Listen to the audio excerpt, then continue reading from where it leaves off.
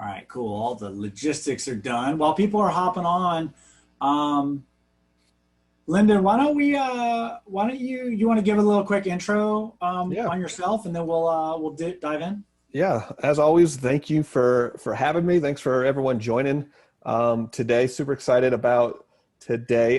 Just a reminder for those who haven't been on the last few weeks, my name is Lyndon. I'm a customer success manager here at Follow Up Boss. I work with teams, our teams across the globe in regards to really getting their accounts set up properly.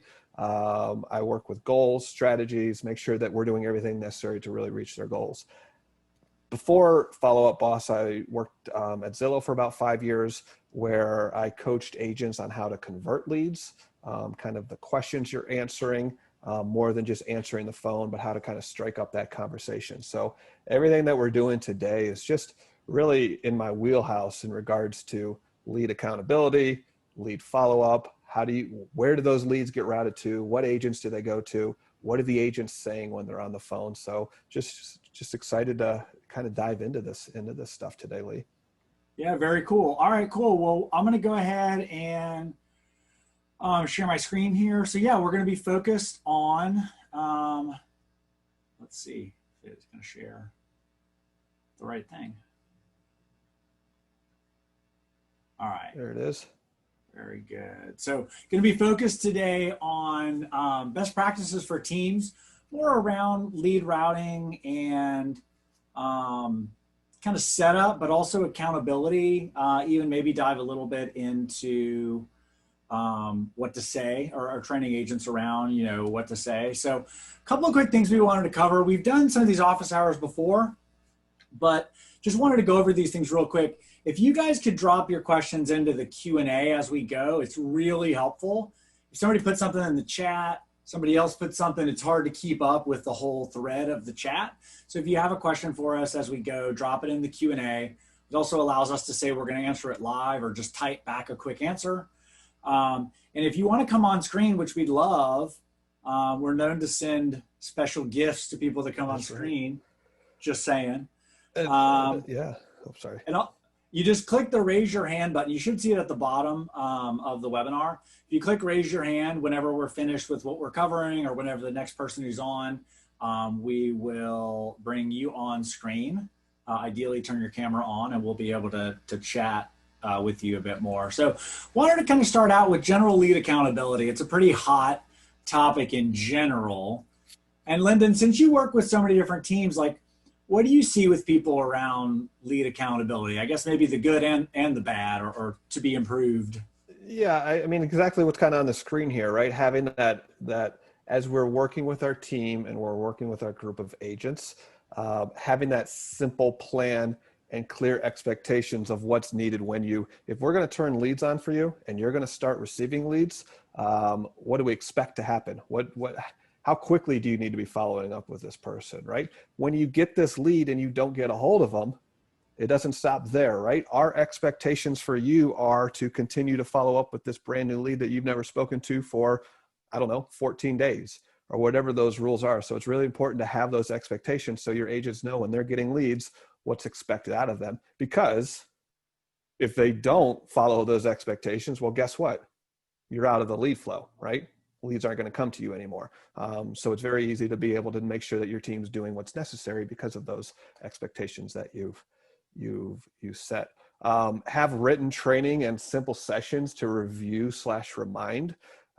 Training sessions, I don't know, all of you, if you haven't been using the Follow Up Boss calling feature, gosh, what a great training tool. So those calls, as your team's nurturing your leads, calling your leads, what are they saying, right? Boy, maybe someone's making a whole bunch of calls, call after call after call, and they're not setting any appointments. Well, great, right? You're doing a fantastic job. You're nurturing your leads at the right time. We're not setting appointments. Well, let's listen to your calls. Let's listen to your calls to see maybe where we're missing. What objections are we not fighting through as we start to have those calls? So really great. If you aren't using the call recording, really great kind of way to have that written training and to get some of those training sessions down for you to review. How's your team answering calls? What's being said?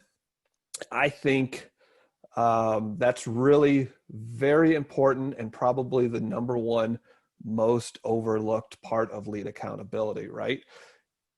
We're going to talk here probably we're going to talk on the next slide, right? How we can route leads, first Acclaim, round robin, those type of things. But more importantly, as a team lead, we need to make sure that it doesn't matter who's getting that phone call. It doesn't matter who's answering that lead, because if so-and-so is answering that lead and does a great job, well, guess what? The next lead's going to someone else. If they're not doing as good of a job, you've lost out on that lead when someone else could have converted it. So really having a structure in place, simple scripting in place, so you know every phone call is being answered exactly the same, then it doesn't matter to you who answers that call. Yeah, and this is something I see a lot with people too, in that, there's a lot of people who are team owners and leaders who want to come out of production, but I think, there is always this kind of feeling of like, if it's a certain thing, or if it's a past client, or if it's somebody else, I don't, I need to handle it. I can't let somebody on my team handle it. And I get it. And I went through that myself, and I had some bad handoffs, to be totally honest. I mean, it takes a minute to get that going, but now, having been out of production for 8 or 9 years, it's fantastic. And I'd say, like, you don't want me. I don't know how to fill out I haven't even done it, and I don't even have a key anymore. I can't even open a door. Like, but you've got to train somebody else, or ideally a whole team, on how, and I know, there's plenty of arguments for and against scripts and all that. I'm not necessarily saying you have to have a script that they read, but it could literally just be as simple as mentioning the team or brokerage name when you call them back or when you answer the phone. Taking a minute to review what they've actually looked at in the system before you call them back, so you can realize that, oh, they're looking at condos in the west side of town, to have that better conversation around, right. Oh, would you like me to send you some more condos in X zip code or whatnot? So. And also, I know when you mentioned, there always, the script sounds like fingernails on a chalkboard to a lot of people. It sounds like it to me also, right? It's script, no way, right? We're real estate agents. We want to be conversational. So the script isn't boom, boom, boom, boom, boom. The script is, here's some open-ended questions to help you get the conversation started. And use these questions when the phone rings, right? And it's a consumer inquiring about 123 Main Street. We're not going to run to the computer and try to answer their questions about 123 Main Street. We're simply just going to ask the question, when would you like to go see it, to start a conversation. And that's all we're trying to do. Is once we ask these few proven questions, these proven questions are going to lead to more conversations. More conversations are going to lead to more appointments, and more conversations are going to lead to more quality appointments. Well, these are the 3 questions that work very, very well. Here we go. Right, exactly. It's designed to engage, not necessarily to read from the thing, just to say, oh, while I looked that up, how are you doing today? Yeah, exactly. I can't tell you how many agents I've heard have that just insanely awkward pause where they are fumbling in the MLS to find the property, instead of just saying, like, oh, how are you doing today? Or, oh, what was your first name again? Or is this the best number in case we get disconnected? Like, whatever that is. I used to listen to a lot of calls where it was that, hey, I'm calling, it's agents are on, in the online world that we live in, agents are on, other people's listings, right? And we're clicking on it and we're hitting select and we're calling. And now all of a sudden you have your phone ringing and it's a listing you have no idea about. And then we think, one, I'm in the grocery store, I'm not going to answer it because I'm not going to be able to answer the questions. Or I'm in this ideal situation where I'm in front of my computer, so I'm going to answer the phone right now. And we say, yeah, well, what listing are you calling on? Hold on, can you spell that? And you can hear the person typing away. Yeah, okay, can you respell that list? You've lost them. You've lost them, instead of asking these more kind of engaging questions as opposed to pulling up that listing. So anyway. Definitely. And we can dig deeper into that, or people have questions on that, we can go there. Let's talk a little bit about lead routing, not to mention the fact that there have been a few new features, new additions to some features that we want to talk about. But why don't you cover this, Lyndon?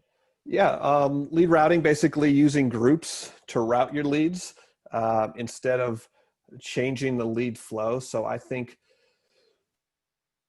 if you aren't using in your lead routing, if you aren't familiar with where groups are or how you can add a group, create a group, how do you want to route your leads? It's a very, very simple process in your lead flow and group section of your Follow Up Boss account, where you can say, okay, here's all of our Zillow leads, or here's all of our realtor.com, or here's all of our website leads, whatever type of leads source there are. You can set groups to say when my website lead comes, because I've connected my pixel and I'm now getting my leads coming in, I want them routed to these people. I want them routed to these people. And I want it built on a round robin. So it's 1, 2, 3, right? It goes to this person this time, next lead goes to this person, next lead goes to this person.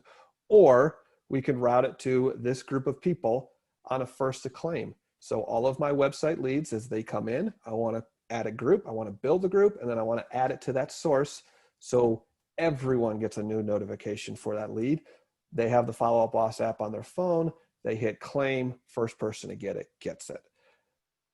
In my experience, and I know Lee, we talked a little bit earlier today on our team call. I am a big fan of first Acclaim. Round robin scares me, right? Because what do we all know, right? Speed to lead, speed to lead. That used to be a secret 5-6 years ago with internet leads. You had to be really quick. It's not a secret anymore. You're not going to convert it if you don't get back to that lead ASAP. So how do we do that? We put it on first Acclaim, because if it's on round robin and so-and-so is in a showing or who knows what, so-and-so can't get back to that lead for a couple hours, well, that lead's gone. That lead's gone when you could have someone else on your team sitting there who could have answered that lead.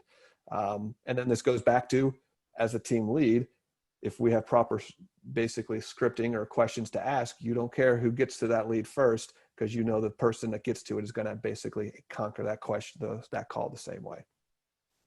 Right. And not to get too complicated on that, but that can be set by group. So for example, if you have more online type leads that you know speed to lead is especially important, you can make that group first Acclaim.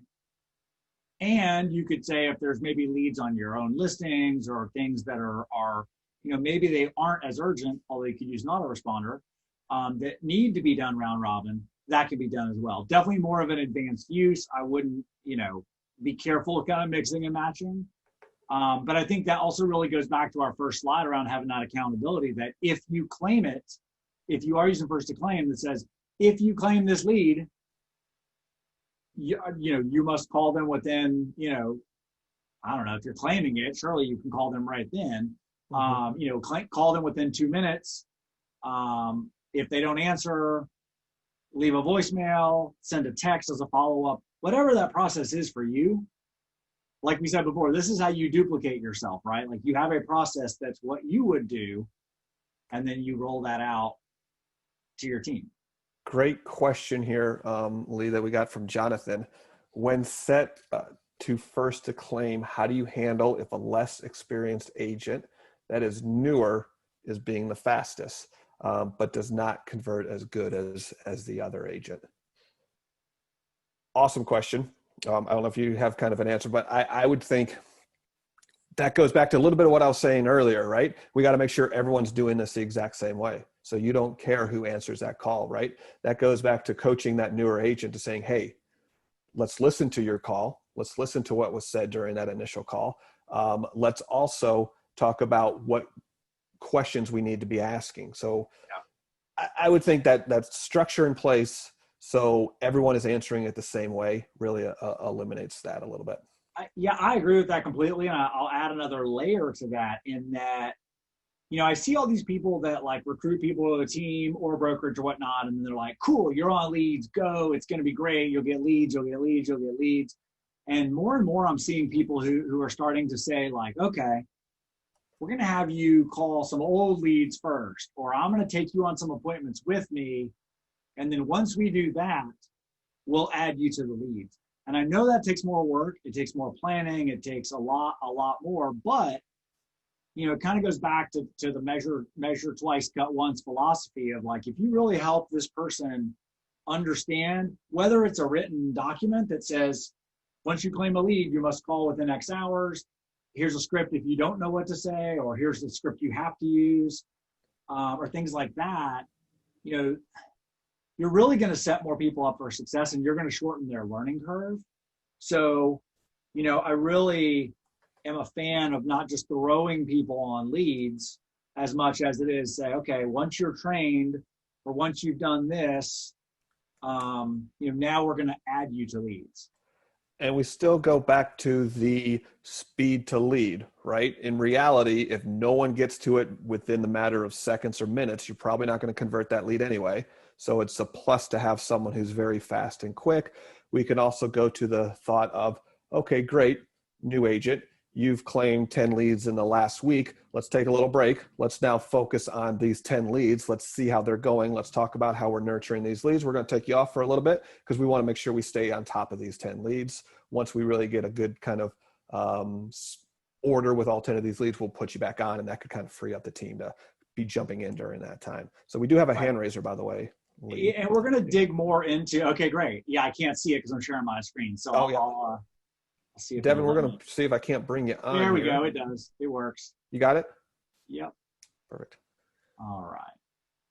So many windows, so many things. All right, that should have worked.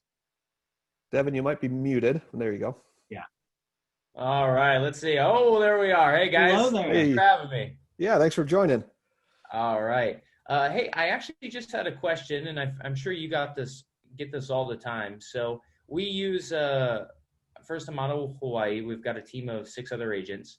We utilize Zillow leads quite often. That's a pretty big part of our business.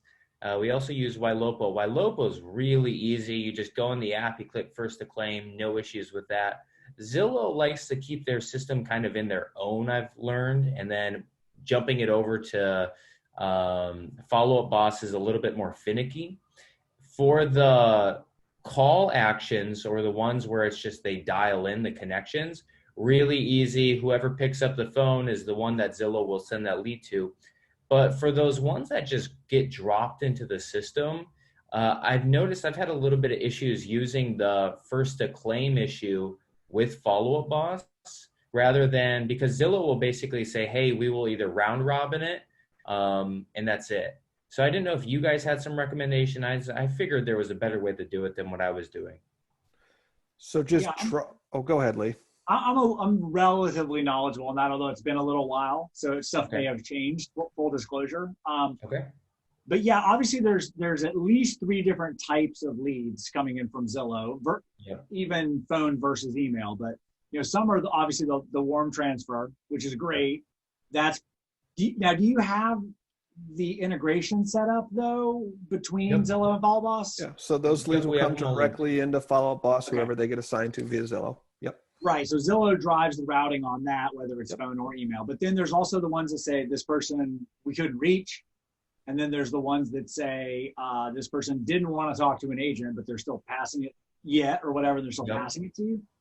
You guys probably know better than me. Aren't those assigned different tags? I believe they're different. It's the same source, but I think they're assigned. I'm not sure. I messed around with it, but I was uncertain. There's a way to differentiate them. I can't remember off the top of my head which it is. And some of them are Zillow Flex in name. So there's probably a lead routing for that where you could potentially just differentiate. So for example, the person says this doesn't want to talk to an agent, but I understand what you're saying is basically if they get assigned by Follow Up Boss, it's not pushing back to Zillow that it got assigned to that person. Correct. And so the number one challenge is, and I agree, I believe you guys said it earlier, first to claim just seems tremendously better than round robin ever. I mean, if they're attentive on their phone and they earn the lead, that's fantastic. And they should call them right now. So, and I don't like round robin because I've noticed a pretty long delay on occasions. So I would love for those leads that get emailed or just dropped in to be first to claim through FUB, but I just couldn't quite figure that out. I'd be willing to bet, see if you can identify either a slightly different source name or a specific tag. Okay. I really feel pretty confident that there's some slightly different tag that just says like not contact or didn't reach or didn't answer or something like that. And then you can use that tag to route it to a first to claim group. Okay. And I'd like to, and just always don't hesitate to use our support team as well. Or if you have a customer success manager, or email me and I'll get you into the right spot. But sometimes, a lot of times for me to be able to help answer those questions, I need to see the lead. I need to see the tags are being applied, see how they've been assigned, and then we can definitely make sure that we help clean that up. Okay, cool. Well, I'll mess with it. Thank you guys. Yeah, cool. Yeah. Thanks for hopping on. Appreciate it. So, and then Lyndon, let's cover super quick also the new lead routing options, and also the first, actually we should cover the new first to claim options first. First to claim So the default, like if no one claims it, what happens? It can go to the pond now. You're throwing me on the spot real quick here. Right. If no one answers after a certain amount of time, this is a test. Yeah. If no one answers it after a certain period of time, whatever you place in the first to claim, in reality, we shouldn't even be worrying about this, right? Because someone's getting to it. We can route it to more. It used to just be basically being able to route it to one specific person, but now we can route it to, I believe we can route it to a pond at that point. Yeah, just make sure you have a strategy for that pond. That's part of what we talked about. So if you do, if your default is for it to go to a pond, if not claimed, that shouldn't be an excuse for it to go into space. It should still, and potentially, and I don't want to get too deep on ponds, but I would also make it a different pond. Don't make it go into the pond. Make it go into a new leads pond. And maybe, again, have a written strategy that says, hey, every morning, agents check the new leads pond and follow up with these people. Or that can be, it can be dangerous at times, leads just going into the pond, right? If there needs to be, I like to think of it too as specific. Someone specific is on that pond, because then if it's just, hey, agents go in and check the pond, there's no accountability there, right? If there's accountability of, if you have an ISA, that's a good example of you are on going into the pond, because those are ponds that weren't claimed in 15 minutes. We need to make sure that we're following up with them. And as long as you have exactly who's accountable, then that's. And to be fair, we should actually back up a second and just explain that. So what First to Claim does is it pushes out a text or notification to everybody in that group. Yep. It does not obviously provide the contact info or information about that lead. It literally just says there is a lead, click to claim it. And then it is assigned to whoever claims it. There's also a default setting that if no one claims it after it's a blank, I think it's up to 60 minutes. Is that? Up to 30. Up to 30 minutes. Up to 30 minutes. After 30 minutes, if no one claims it, there's a then assigned to blank. So you can assign it. You have to set a rule for if no one claims it. Which, with this all said, though, everything we're talking about is hopefully we're not getting to that point where it's going to the default if someone hasn't claimed it after 30 minutes. Then we have to check our systems, right? Who's not claiming? Why are we not claiming our leads? I like how the fact too is on our first to claim, it doesn't say, $1 million property or an area where it's at, because, and I've gotten pushback sometimes. We need to be able to see that. Well, if that's the situation and we're really picking the leads that we want to claim, now we have a whole different situation on our hands of who's answering these. We are only working the leads that we want to work. Well, then there's a lot of leads that we're probably paying for that are being wasted. Right. Well, and without getting into too much advanced stuff, I mean, you can do that in lead flow. You can route it by price. So you can make a different, if you need to make an A team, then make an A team and make it first to claim. And then I see we have a couple of questions in a chat. Before I keep forgetting to go to it. There are also now new lead routing options by state, zip, and city. So some of you who may operate in multiple states, or you're on a border, you can now actually just route by state. One quick note on that, and I don't know, and maybe you know the answer to this, Lyndon. I think it just parses it according to how the lead source provides it. So for example, when I've helped people set this up, we've set it up as both CO and Colorado spelled out, because different lead sources may send it in a different format. It's a little bit different now that there's the new lead routing options. Before, it used to just be based on a tag.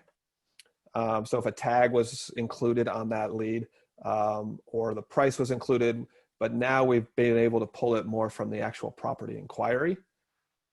So it makes it much more advanced because we're pulling it from the inquiry. It doesn't necessarily have to have that as a tag included, making more options to be able to route those leads. Awesome, super cool. And Emily, I just now got to see the chat. Emily Smith said, yeah, there's a tag. It's Zillow Concierge, Zillow Connected, and also a property tour. So you can use some tags at least in Zillow for some of that routing. So that's awesome. Thank you. Of course, Emily knew that. Thank you. And I think As we we're have a going, couple of questions. I don't know if I should go to the next slide. I Or do you think want we've, to I see if think there's we're pretty much answered the questions that are in the Q&A. okay, Um, cool. You want to move Jeremy on Wilson mentioned a little bit about, because we were talking earlier about just the Zillow routing. He says that he think it has something to do with on the routing on the Zillow side. Same thing. I'd have to dive into it and see the Yeah. lead to actually give a good example there, but I think we answered that. Keep in mind here, guys, if anyone wants to jump on, anyone wants to raise your hand and jump on and give some examples of what you're doing that's working really well. That's why we're here. This is an office hour, so we can kind of all collaborate on our ideas here. So just don't hesitate. We'd love to have anyone else on who wants to jump on.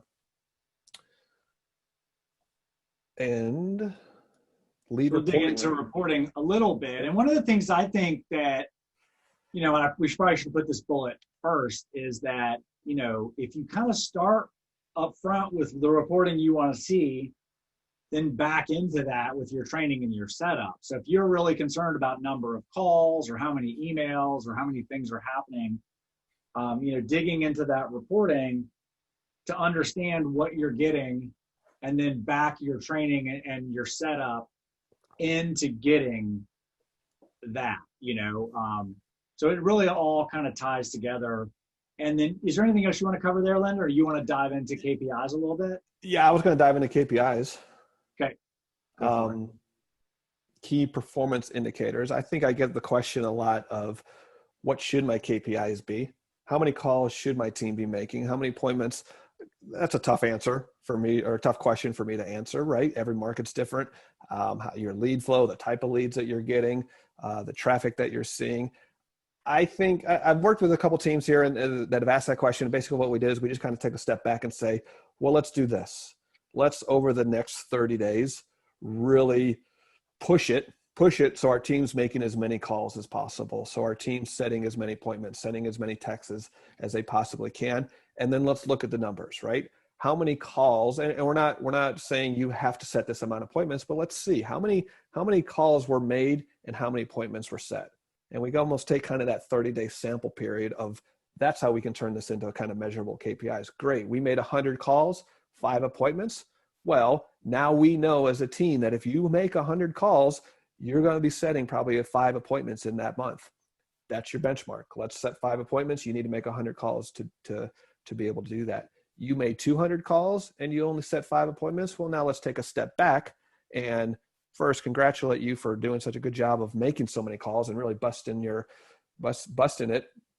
But what are we saying now? Because we're making a lot of calls and we're not setting appointments. Now it's that coaching opportunity that I kind of mentioned earlier. So I think that's kind of, if you don't have those KPIs set, take a sample, 30, 60, maybe even 90 days. And then you can really start kind of putting them down to measurable numbers that you need your team to hit. Yeah, I think that's great. And there's a couple of sessions. I'll try to grab some. I'm full screen since I'm sharing the slides, but I'll try to grab a couple. There's some boss method and some prior sessions that we've done with various people talking about this. One notable one is that Albert Vasquez. He uses the reporting really focused on conversations, which are essentially a phone call that lasts more now than 5 minutes. I think the time frame changed. But so a call is registered just because you call. You might have gotten voicemail. You may have stopped dialing in the middle because something came up. But a conversation is recorded in Follow Boss for a call that lasts more than 5 minutes. And so the only reporting he cares about is conversation. He doesn't care, in some sense, if it takes 50 phone calls to have 5 conversations. If somebody can do 10 and have 5 conversations, and somebody does 50 to have 5 conversations, the only number he's looking at is 5 conversations. And what I think is really smart about what he did specifically is that he actually updates the team over the course of the day. He's like, hey, Sam had 5 conversations, but, Lenny's at 9. So, who's going to beat Lenny today or whatever. And, keeps it kind of fun, but also competitive. It's also such an easy metric to look at. It's one thing, right? It's not like, well, who did that? But I did 4 emails and he did 2 calls. It's like, no. All we're measuring is conversations that lasted more than 5 minutes. Leaderboard too. If you're if you're not using the leaderboard, if you're on the pro or a platform plan, you have access to the leaderboard. Makes it fun. Put it in the office, project it on a big screen. People see it. People get excited. People like to see their name in lights. I played, just the leaderboard reminded me, I played in a golf tournament last weekend, and they didn't have a leaderboard. They didn't have a scoreboard at the end. And I was like, why am I here? People want to see their name. And it just made me think of the Follow Up Boss leaderboard, right? That's why people are loving it, because you want to see your name. You want to see your name on top. And I won't play in that golf tournament next weekend or next year because there was no scoreboard. There's a good question, Lee. I'm going to throw this question at you. This is not my expertise, but most interested, and Patrick sent this over, most interested in a breakdown of commission plans. What's a good breakdown when the buyer's agent, team leader, office, broker, manager, and company gets a cut of a commission check? Oh, that's okay. That's very interesting. I assume that means overall model. Patrick, would you want to come on and chat about it? Oh, I just rolled my mouse. It took me to the last slide. Would you want to come on and talk about that? That'd be a little easier to talk through, maybe ask some more questions. I mean, to me, it sounds like the short version of it is basically, there's a lot of hands in that pie. What I most typically see people do is that there's a team split, and depending on your brokerage, the split beyond that, typically I'll see each party be, depending on if you're in a cap model, a traditional model, or, there's a lot of nuance to that. But typically what I'll see is there's a team split, and then of the team split, each person pays their own split out of that. Yeah, there you go. All right, cool. Let's talk about it. That's a very nuanced question. Talk to me.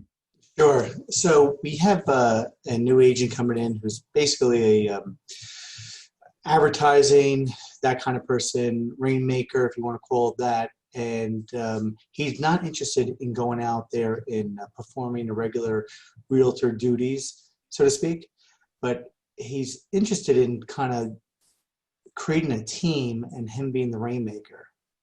So of course he's going to get paid. And then also the buyer's agent will go out there, facilitate the sale. But then I was trying to figure out a good way for everybody to be compensated. So everybody gets paid and everybody's happy. Okay. And are you the broker? Yes. Okay, cool. And do you mind sharing just basic details of your model? Like, is it traditional? Is it cap? Like just. It's an independent brokerage. And what I was kind of thinking is to have the buyer's agent get cut on a 50-50 split. The rainmaker, will call him, will be 25%. Anytime you get a referral, an outside referral, that usually they charge 25%. So right. Now you're down to 75, and I was thinking the in-house office manager and the company will get the remaining 25. I just want to know if that was the best approach, fair, and am I missing anything during this? Yeah, good question. So I know, and I hate to mention names specifically. So I know in a cap model, it's pretty common that each person, each licensed human has their own cap. And so in that model, what would happen would obviously there'd be a gross, kind of called a gross net commission, because there's some MLS fees or whatever, but depending on your market, come out of that. But basically when you get that kind of semi top line revenue, they do their split, but then each of them pays into the brokerage. Obviously, I've also seen a traditional model where maybe the team itself has a split. So maybe the team has like an 80-20, 20 to the brokerage, 80 to the team, and then they just divvy it up however they feel it's appropriate, whether it is by lead source. I'm not a fan of doing different splits by source. It's too hard to police. But my gut would be that you consider them different people. What people do in the cap model is the team member has a lower cap, typically. Are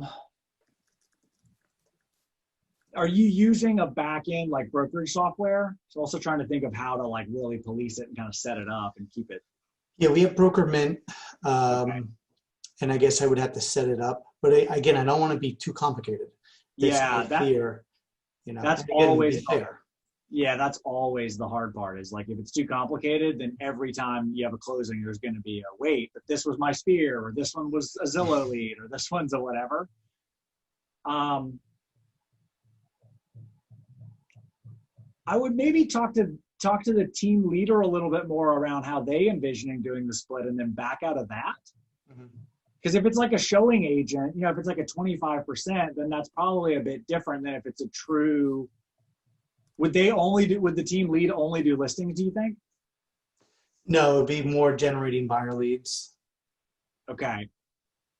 And then the buyer's agent would work the majority of those, or do you think the team lead would work some of those and the agent would work some of them? No, the team lead doesn't have any desire to take people out or anything like that. It'll be just as a lead generator. I think the easiest way is to consider them kind of one entity, kind of like you said, as a team. And do either, if it's going to be a cap, do a percentage until they hit that cap. And if it's going to be a traditional, just say, hey, as long as I get my 20% off the gross, I don't care how you guys split it. Okay. I think that would be the simplest, but you'd have to decide, is it going to be, more traditional where it's the same split no matter how many transactions, or is it going to be a cap where once they hit it, they keep more of that. Sure. Okay. I don't know if that helped that much. I'm happy to, if you want to link up with me, I'm happy to talk a little more about that. I just feel like I need to ask you a bunch of questions that you may not want to share on a webinar with people. Sure. Yeah, I'll drop you my email address if you want to talk a little more on that. Yeah, absolutely will. Cool. Thanks, Lee. Yeah, thanks for hopping on. I appreciate it. I just posted a question in the chat. Just kind of curious if there's anyone out there that has any good KPIs that they wouldn't mind sharing, or just how have you developed your KPIs? If you want to come on here in the last few minutes and kind of share, or kind of anything that we've gone through so far, maybe some good systems so everyone answers the phone the same way. So if anyone has any of those things that they'd like to share before we get out of here, we'd love to hear it.